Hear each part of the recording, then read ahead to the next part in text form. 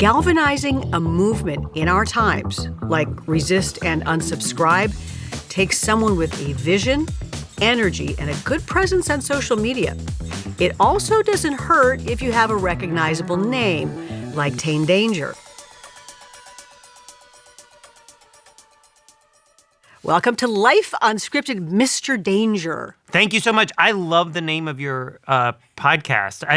I'm an improviser by training, and that's a lot of the work I do. So Unscripted, I was sold instantly when you reached out. And I fundamentally believe we all live our lives in an unscripted way. We should. Yeah. We should. Yeah. And so Tane Danger, it's hard not to, as you said, it's memorable. It is memorable. You were born with that name? I have a grandma Danger. I had a grandma Danger, I guess I should say. My father is a pastor, so he is the Reverend Danger. But the Tane part, Tane, I grew up, my parents told me Tane is the Hawaiian god of the sea. I'm not Hawaiian, in case you didn't know. It's a podcast. Are you saying, but I am a god? Yeah, exactly, but I am a god. No, I absolutely not. I mean, so now I have to tell the part, which is my parents were married for 10 years before I was born, and they really loved the name Tane. So they had a dog that they named Tane. It just gets weirder now. It does get weirder. And the dog passed away, and about 6 months later, they had a son. And they were like, well, the name worked for the dog, so I guess we'll call the son Tane as well. So technically, I'm Tane the second, I guess you would say. There's literally a portrait of that dog on the mantelpiece at home that I live in the shadow of for my entire life. So Tane Danger is my real name, absolutely, for better or for worse. And you were named after a dog, so I'm sure you've had to, come to some sort of, It was at least it was a beloved dog, right? Yeah. So I could be worse. Okay. So congrats, by the way. You had a recent fundraiser at the Pantages Theater, and for the Resist and Unsubscribe movement. So for people who may not be aware of it, what is Resist and Unsubscribe? What is it all about? Kara Swisher, famed tech journalist and podcaster, and Scott Galloway, a longtime businessman and professor and also podcaster. They do a project together, a podcast called Pivot. And early this year, Scott Galloway, again, very into business and markets, launched a thing that he called Resist and Unsubscribe. And it was really actually partially inspired by a lot of the things that happened here in Minneapolis, where he was seeing the ways that immigration enforcement was happening and the ways that some of the really harsh-handed things were happening. And he said, what is a way to resist and push back on some of this? His kind of business brain was thinking, there are a lot of companies that are in one way or another tied up in this. They are supporting some of these engagements. They are loaning their technology or things like that. Probably he as an individual can't stop them. But what if lots and lots of people just said, you know what? As long as you're doing business with them, we're not going to do business with you. And so he set up what was basically just a pretty simple website, resistandunsubscribe.com. And what you could do is you could go on this website and click on something and it would show you, hey, you are subscribed to X, Y, or Z company. That company is doing business with these people. Here's the way you could unsubscribe from that right now. And then this website would kind of track all the people who are doing that and how much sort of market impact this is happening on all these companies. So that was the sort of impetus of Resist and Unsubscribe. Right. And it took off.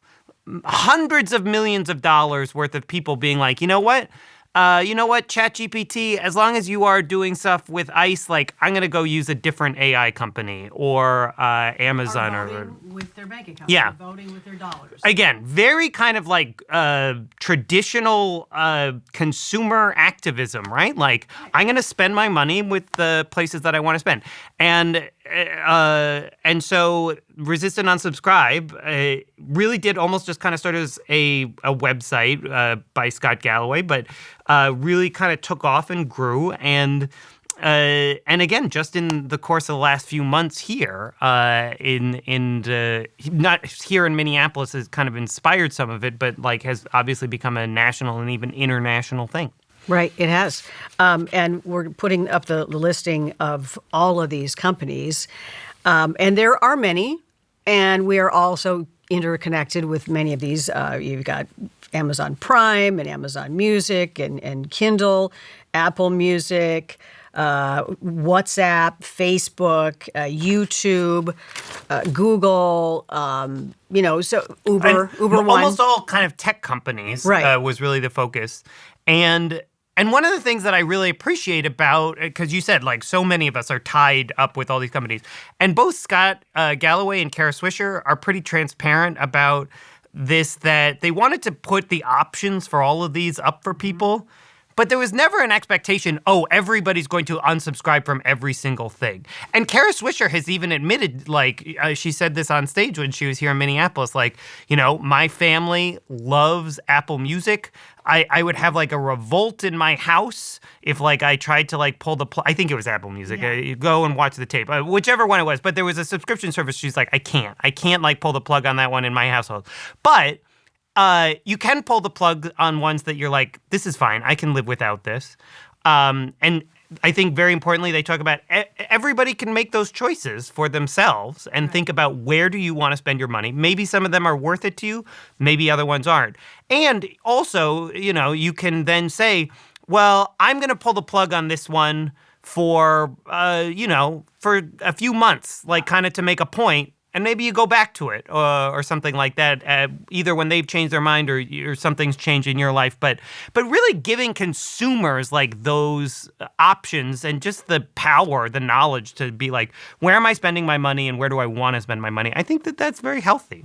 Yeah, as you mentioned, these are a lot of tech companies. I don't see Target, for instance, on this list. And we know that's, it's, the company was created here in Minnesota, and they've been back and forth and on where they stand on different issues and and how they embraced the DEI and it's I think to me that was when I really became aware that people were like, okay, I'm not, some people, not everybody, of course, some people are choosing not to shop at Target and other stores.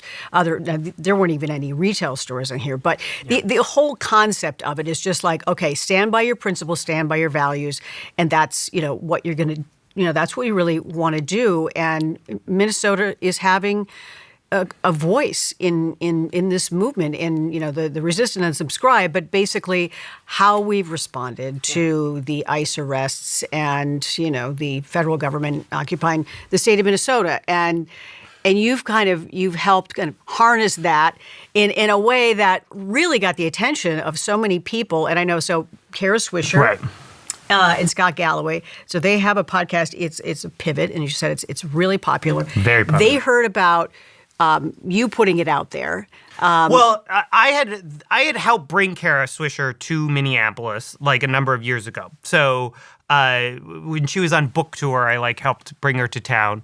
And so the story here is that again, Resist and Unsubscribe was really taken off. And on the Pivot podcast, Kara said to Scott one day on the podcast, this Resist and Unsubscribe thing is going great. What do you want to do with, what are you going to do with it now? And Scott Galloway, again, just sort of riffing in real time, was like, this was kind of inspired and a lot of it kind of came out of events that were happening in Minneapolis. We should go and do a live event. We should do a live program in Minneapolis he's just spitballing, essentially while they're on the podcast. Absolutely. And Kara Swisher, to my complete delight and surprise, was like, oh yeah, I know a guy.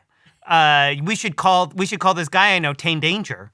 And he could help us do something there. And Scott Galloway made a number of jokes. He did not know about the dog thing, but he was saying, what is he, a comic book hero?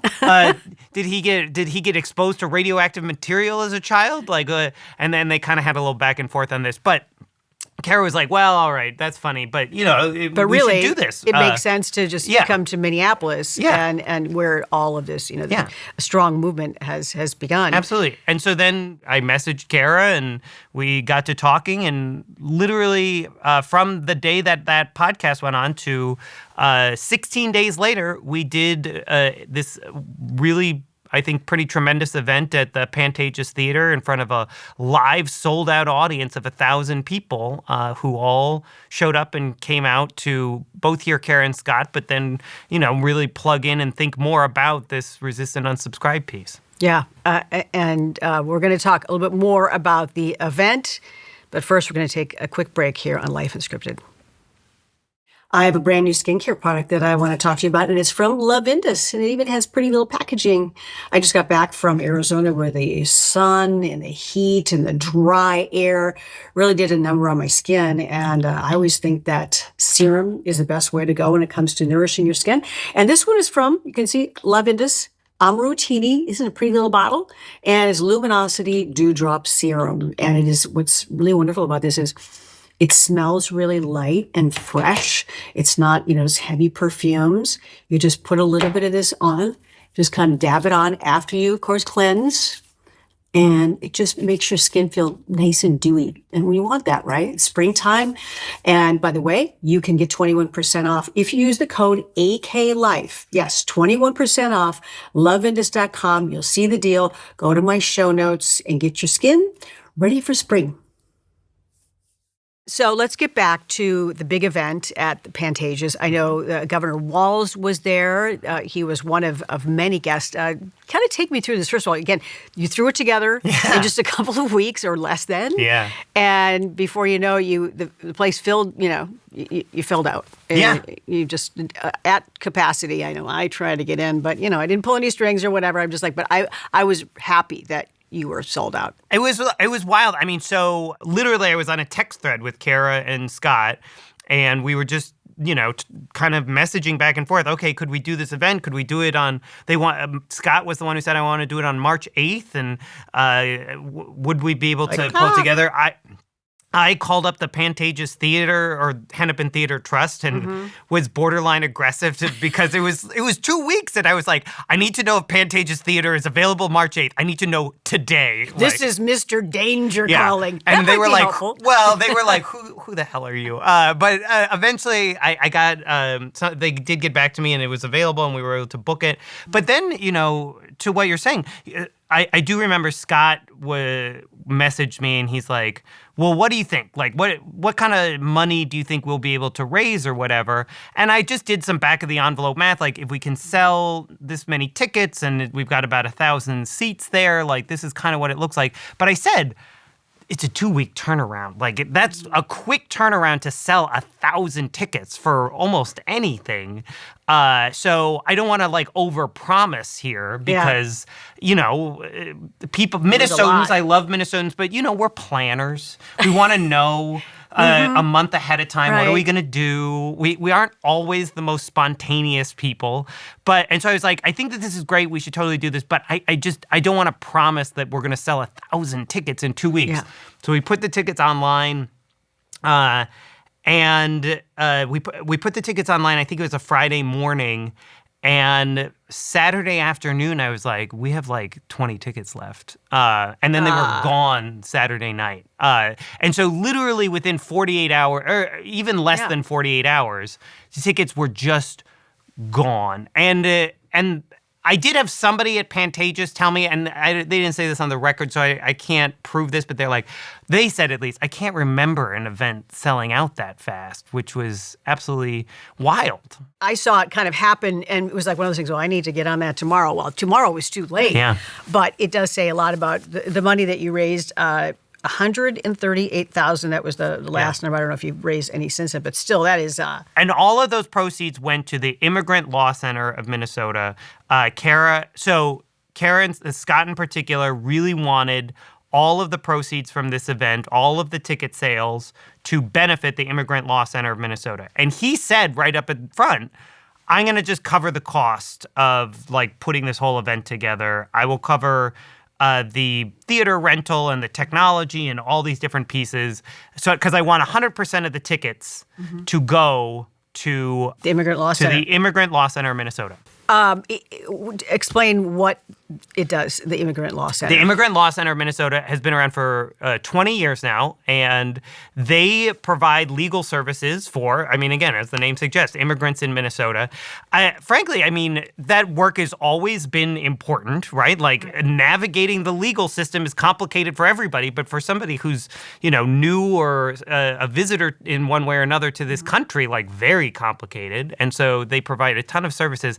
But as you can imagine, in the last, 3 to 4 months, that work has been at a whole other level. And I was talking with their executive director at the event a little bit. She was obviously very excited and appreciative of all of this. But she said that, she was excited about this because they've gotten a lot of attention. They've had other fundraisers for them. But their work is going to keep going for probably years out of the things that have happened here in Minnesota. The people who have been, wrapped up or caught up in different ICE events or Border Patrol things through no fault of their own, one way or another. And these are both people who are undocumented, but a lot of people who are here legally have also been arrested. Have also been arrested due process. and had no due process, and have had a variety of different things happening to them. And so the Immigrant Law Center is supporting them in all different kinds of ways. And I will just say, they are going to be doing this work for years. And so they will be, I will say, I mean, you know this, you worked in news for a long time. The story at some point is going to shift away and people's attentions are going to go, they're going to still be doing the work. So don't forget about them and all these people who are doing really important work. I think it's easy for people to, if it's not in their backyard, essentially, and certainly living in the metro area, it was much more prominent. Although it did spread out these ICE arrests throughout the state, and they continue to happen. And there is an entire part of the Whipple building and what's happening there and what we don't know what's happening there. And if people know of someone who was arrested or who's been impacted in some way from a financial, legal way, that the Immigrant Law Center, so what will happen is people would contact them and eventually somebody will get back to them and provide them with legal advice. And support and connecting them with resources and a whole variety of different things. And one of the reasons that I think that this was such a valuable, good organization to be connected with this all is because, again, I totally understand and appreciate there are people a variety of different points of view and political persuasions who are watching this and probably engage with this. At the end of the day, I hope that we all agree, everybody deserves legal representation and a fair day in court and being able to go through the process the way that it's supposed to be. And that's what a place like the Immigrant Law Center, makes possible, right? We don't want stuff to just kind of, happen in the dark or people not to know what the rules are. And so I think that the Immigrant Law Center is, again, I think doing really valuable work. I am lucky that I have not had a lot of interactions with our criminal justice system myself, but even in the very tangential even ways with the name, I'm sorry, I keep going back to with the name a name Danger. like Danger. But even with the it's it's so complicated and there's so many pitfalls, and so not having an advocate or somebody who knows how to navigate this thing with you is terribly intimidating. And so I appreciate them. One other thing I got to say about the money piece that was raised, because it did end up being more than $138,000. So what happened is there was about $69,000 originally that was raised through ticket sales. Mm-hmm. Which was amazing. Scott Galloway was I'm going to just cover all of the costs so that all of the ticket sales can go towards the Immigrant Law Center of Minnesota. Literally, he showed up Sunday. The event was on Sunday, March 8th, and he showed up, and it was the first time that I had met him face to face. We had talked on the phone and stuff, but we shook hands, and he's like, "Okay, how are we doing with this?" And I was like, "Oh, we sold out $69,000 for this," and he's like, "Great, I'm going to match it." And so he personally just matched the entire ticket sales, which is how we got to this 138. And then, again, this is actually a little behind the scenes. I don't think I've actually said this on camera anywhere else, but it did end up being that there was a little bit more that trickled in because, there's a handful of extra seats that get sold last minute or something, and so it actually ended up being more than 141,000, I believe. That and he it was both from ticket sales, and he's like, whatever it is, I'm going to match it. So he's a very generous man and very smart and cool guy. So it was a wonderful event and evening for, I think, a very useful cause. Yeah, really well done. You had touched on something about having different points of view, and I have a great story to tell, and I'm going to do that after we take a quick break here on Life Unscripted. Hey, I want to tell you about a product that I absolutely love. They are my Cozy Earth pajamas. They are just soft and buttery, and I can't tell you, I would actually prefer to wear them all day long. Now, I've arranged a fantastic discount for my listeners of Life Unscripted. Enter promo code AKLIFE for 21% off any product you purchase at Cozy Earth.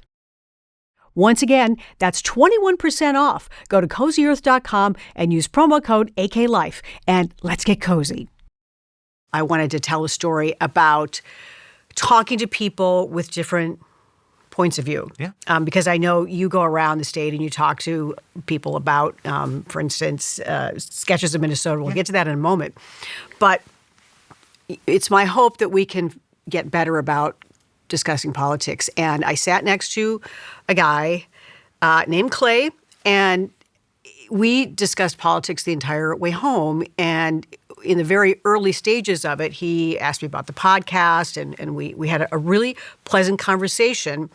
And when I explained to him some of the subjects that I've covered, and he said, well, I'm from the other side. I am, don't necessarily have those beliefs. Yeah. And we covered a lot of territory in 3 hours, if you can imagine. There was we discussed it the entire time, and including, and a lot of it was on immigration, and he had said that he wasn't a Trump supporter, but we found common ground. And we had the same point of view about guns and assault rifles, and we were completely on the same page, and that was surprising to me. I didn't expect that, but he had a really a strong kind of booming voice, and I'm certain that a lot of people on the plane, it was certainly not done in any way it wasn't performative. Yeah. It was a conversation that continued, but we discussed so many subjects, like I said, including guns. And there was never a moment that I felt that it was antagonistic, that it was got heated.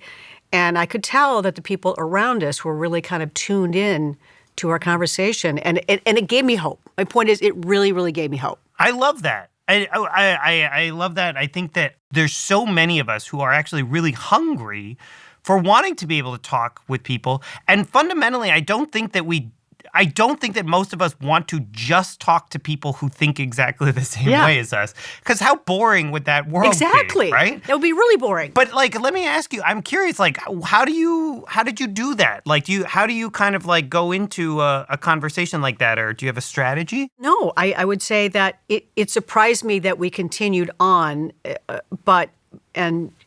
our views about immigration were definitely different, and we discussed taxes and big companies, and I felt myself listening more than maybe I have in the past, and really trying to understand. And because he was so, he also was listening, and he didn't talk over me. He didn't mansplain anything. He just did a lot to win my heart, and even though I didn't see in the beginning, I remember thinking to myself, I don't know how this is going to go. But there's a part of me that really wanted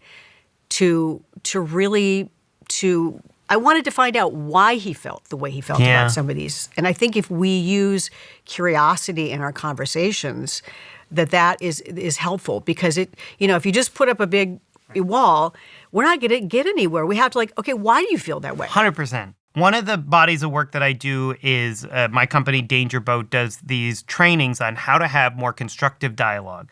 And it's something we originally developed with the Humphrey School of Public Affairs at the University of Minnesota. And we do them as trainings of how do you, just exactly as you were talking about, how do you sit with somebody who has a different point of view than you do? Both listen to them, but also share your point of view in a way that is not antagonistic and is not meant to push their buttons, but actually we want to understand each other better.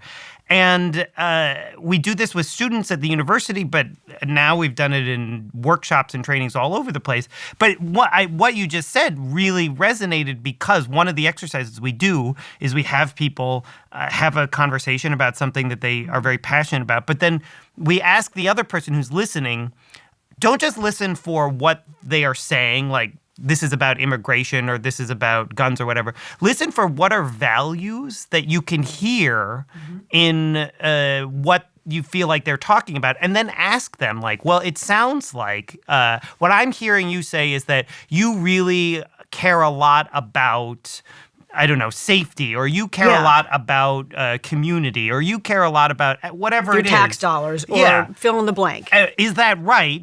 Correct me if I'm wrong, but listening a little bit lower, because so often we're like, oh, not conversation about immigration. I'm just not going to do this.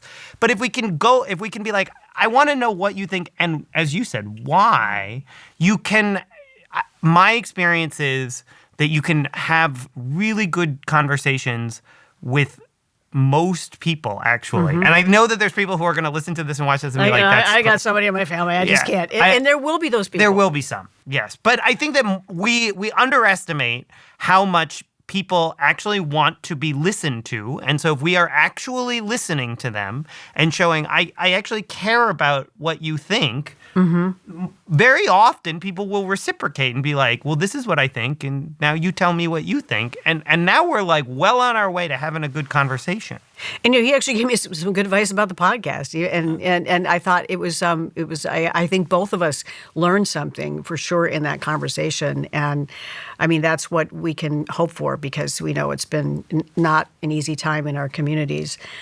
You're kind of a combination of theater and politics, and you're a motivational speaker, but you do improv. Yep. You do something called Sketches of Minnesota, and explain what that is. I'm actually fascinated, but what is it? As you were saying, I have this background in improv and kind of community, right? Even more so, I would say, in some ways than politics, is sort of like community. And so my company, Danger Boat, in partnership with an organization called the Minnesota Humanities Center, started a project a few years ago. It was actually, just a quick background, it was something that I had originally thought of when I was in graduate school, this project idea.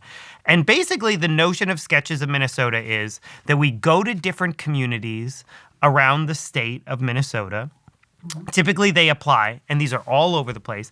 And in each place we go, we have a community gathering over a meal. And so imagine, we're down in Winona, or we are out in up in International Falls, or Albert Lee, or Bemidji, or wherever it is. Yeah. And we have a community gathering. We really try and do work to make sure there's all different parts of that community there, all different backgrounds and perspectives and people. We provide a meal. So we get people to all come together and share a meal and sit down with neighbors, not with just people they know. And then over dinner, we ask people to talk about 4 questions usually. What do you love about your community? What's great about this place? What are things that people get wrong about this community? Like people who aren't from here, what do they say about it that isn't true? What are challenges or divisions in the community that you see and worry you? And then what do you hope for the future of this place? What would you like to see this place be? Or what do you fear or worry about for the future? And so people have these, and we do some ground rules and some facilitation, but mostly it's people just talking to each other, and they have these great conversations over dinner. Now, what makes this different than your typical town hall meeting or whatever is Danger Boat is an improv company, and so we have these incredibly talented improv performers who are wandering around throughout dinner, dropping into tables, listening, being like, tell me, what were you all saying? It's the best things about this town. Hey, what were you all talking about as some of the challenges, that you all are seeing? What was the best thing that you all heard for, what you hope for the future of this place? So dinner wraps up after everyone's had all their conversations, and our cast of improv performers gets up on stage after dinner, and they're like, all right, here's what we heard you say about your town. And they do a show that is entirely unscripted, entirely inspired by the conversations in that room, reflecting back, here's all the really great things about this place, here's the stuff that people get wrong, here are the challenges, and here's what you hope for the future. And it's funny. It's like, it's, comedic. Poking fun at sometimes it's like poking fun. But in a.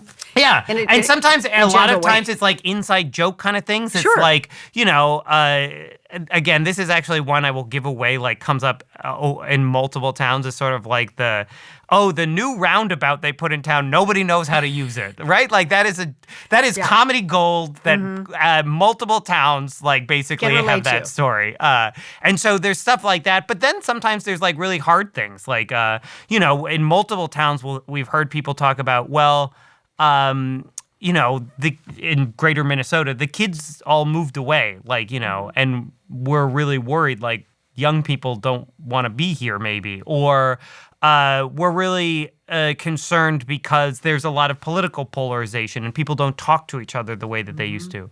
And so the performers can do a scene about that, about like people being at the grocery store and like not being willing to like make eye contact with like their neighbor anymore, even though they used to be good friends or whatever. And so it's very funny. It can lift up some real things. And then we'll do a talk back at the end so that the community can then like raise their hand and be like, oh, you all did that scene about how like, downtown, like, there's nowhere to park.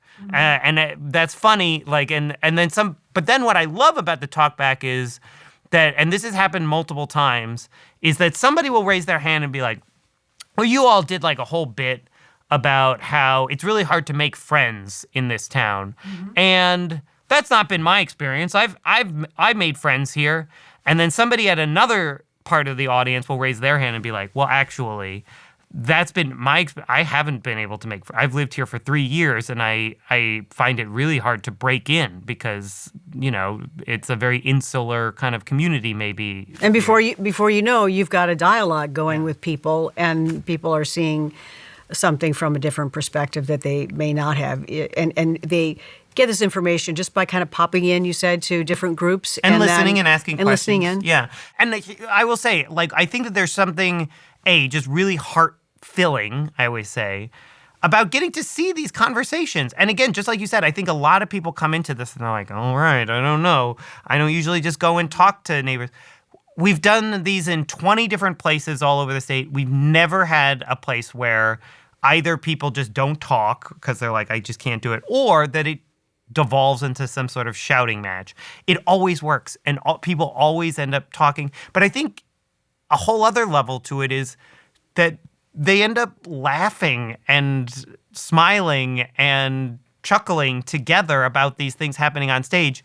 And again, I do comedy because I love comedy, but I also think that there's a real powerful, I often talk about it as sort of like a solvent, like that it breaks down a lot of barriers. That if you and I are laughing at something together, we almost necessarily have to be connecting somehow, or like feeling like, oh, we are both human beings together right now. Even if we wildly disagree, it's really hard to be laughing with another person and not feel some sort of sense of, oh, we're in this thing together.